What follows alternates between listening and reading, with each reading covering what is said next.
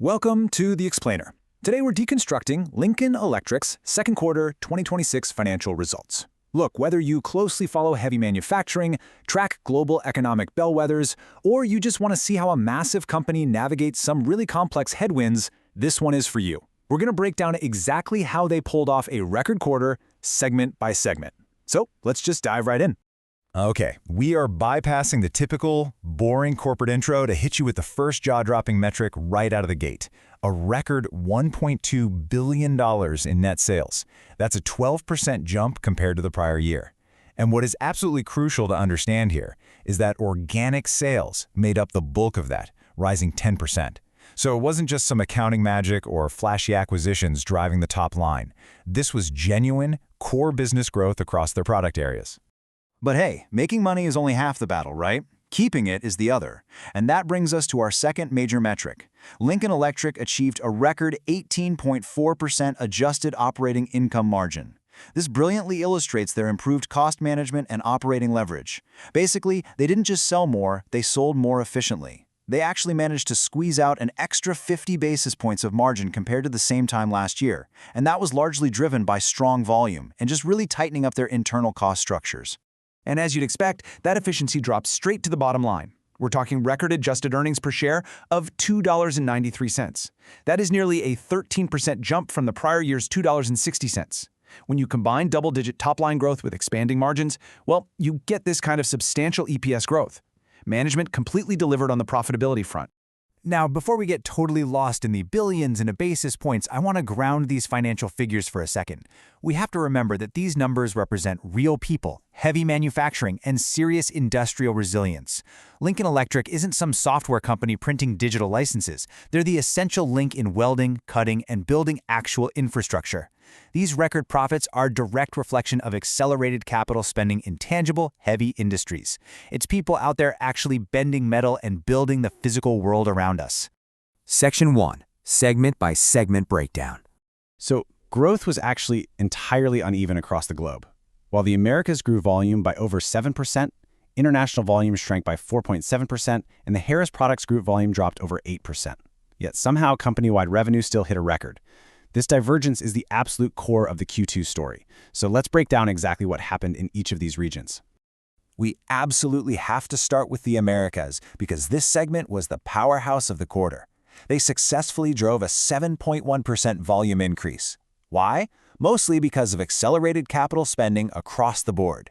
Get this, 4 out of 5 of their end markets were growing, with general fabrication up in the mid-30% range. Plus, they passed along some strategic pricing actions, which helped narrow the price-to-cost headwind.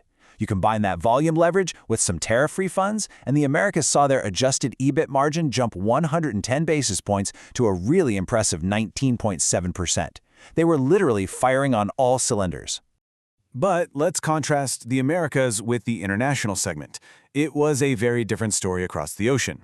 International organic sales declined, largely due to a slowdown in the Europe, Middle East, and Africa region, or EMEA. The company specifically called out a $2 million negative impact directly resulting from the Middle East conflict. And while they did see some growth in the Asia-Pacific region, along with a nice 7% boost from their alloy steel acquisition, it simply wasn't enough to offset that broader EMEA slowdown. Consequently, their international margins contracted by 210 basis points down to 10.6%. Okay, that brings us to the biggest curveball in the entire earnings report, the Harris Products Group. Think about this for a second. How does a segment see its sales volume drop by a painful 8.2%, mostly due to tough comparisons in HVAC and retail channels, but its net sales absolutely skyrocket by nearly 27%? Honestly, it almost defies basic economic logic, right? Well, that is until you look at the pricing column. They drove an astonishing 34.2% of their growth purely through price increases.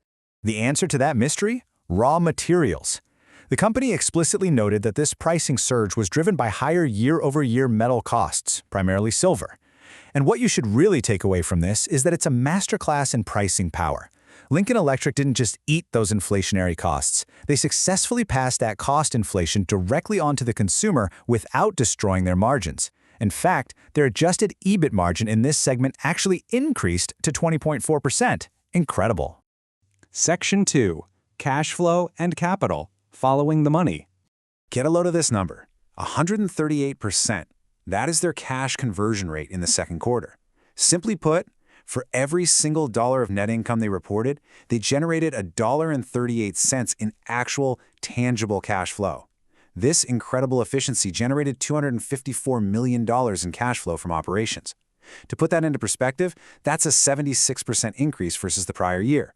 They aren't just profitable on paper, they are a cash-generating machine right now, aided by vastly improved working capital performance. So what exactly do you do with $250 million in cash? Well, their capital allocation clearly shows their priorities. We've got $31 million dedicated to growth investments, like capital expenditures, and a massive $120 million portion returned directly to shareholders. This brilliantly illustrates how aggressively weighted the company is toward rewarding investors right now.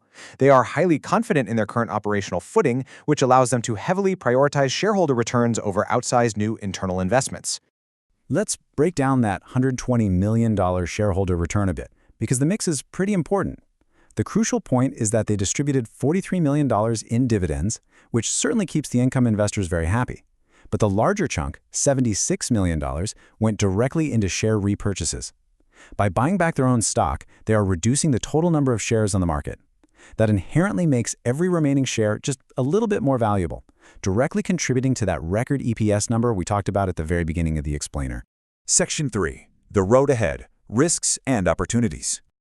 You know, past performance doesn't guarantee future results, but management is definitely not resting on their laurels here. They are incredibly confident.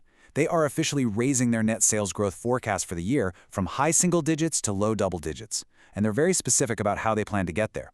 They project this organic sales mix will rely on about 1/3 volume growth and 2/3 price increases.